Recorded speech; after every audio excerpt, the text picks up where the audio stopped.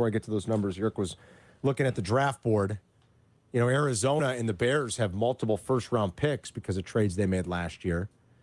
And Yurko said, the thing I would want if you're going to trade that top pick is Arizona's 4 and 17. Now, I don't know that Arizona's going to one for a quarterback. Are they keeping Kyler? They've signed him to that deal? I don't know. Maybe they are. Yurko said, check real quick. Does 4 and 17 add up to 1 in the draft value chart? And so 1 is worth? 1 is worth 3,000 points. Right. 4 and 17 combined are worth 2,750. Oh. So it's close. It's close. So the question would then come down the pipeline. Would you trade it for 4 and next year's number 1? And maybe a second this year? So what's the 35th pick? But that's gonna be a lot more value, isn't it? Well, I mean, what's the difference? 2 1s? It's not there anyway. Yeah. Well, what's the 35th pick in the draft worth? The 35th pick of the draft is worth 550 Okay, points. it'd be too much. The 66th pick. The 66th pick, Yerk, is worth 260 points. Boom. That's your trade then.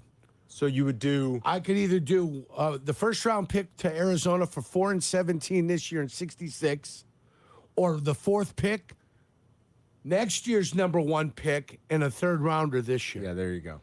And then you hope it's not worse than the 17th pick this year. Do you think these teams look at these values and they follow it, Yerk? Absolutely. Totally? Absolutely. Even all these years later? Yes. Yeah. Yes.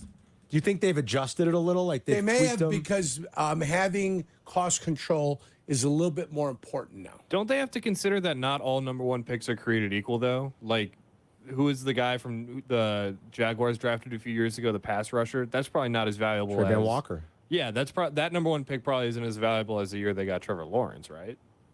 Well, that's why they've got a different amount of points per the position that he's taken. Well, he's saying the number 1 overall. It's like worth 3,000, but they're not. Is that what you're saying, Charlie? That Yeah. number 1 overall picks are not all created equal? The position is the position. I just mean the pick, before though. anybody gets taken, though. You know what I'm saying? The position is the position before anybody gets taken. Right. You don't know who's going to slot into what areas. They're assigned a point assignment for where they're at. And if you were going to trade draft choices for draft choices, you've got them. Are they equal? Yeah. I mean, Kevin White at number 7 obviously is not equal to other guys that have been drafted at number 7. I'm saying if you know who's at the top of the draft, though, that pick probably isn't equal year to year. Well, no, but if Courtney Brown is Courtney Brown's equal, but you got to take that out of it. I take it out of it because you know it's going to be a quarterback.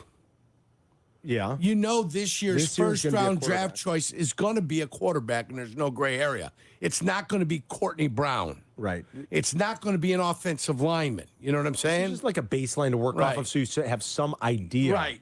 That's all it is. What I think Charlie's trying to say is, like, Caleb Williams is infinitely more valuable than Bryce Young. But that's what we've... So, no, you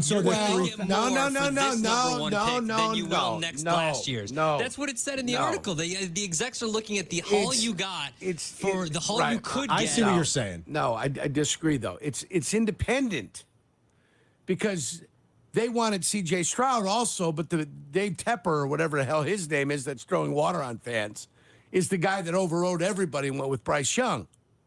If you'd have got C.J. Stroud, you would have looked back and said, hey, look, that's for C.J. Stroud.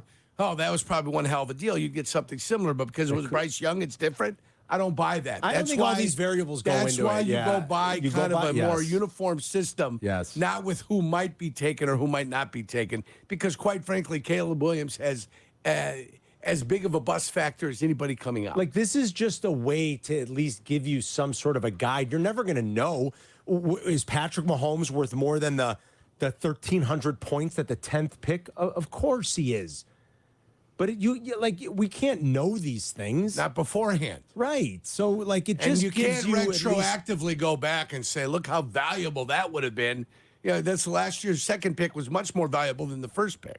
I think what Yurko's point is being taken, you don't know. And Yurko's point is, and I think he's right, anybody that they're negotiating with, like, if they try to come back, like, they're not going to come back at the Bears. Like, the Bears aren't going to say to them, well, this is worth a lot more than last year's number 1. Those other teams will be like, no, it's not.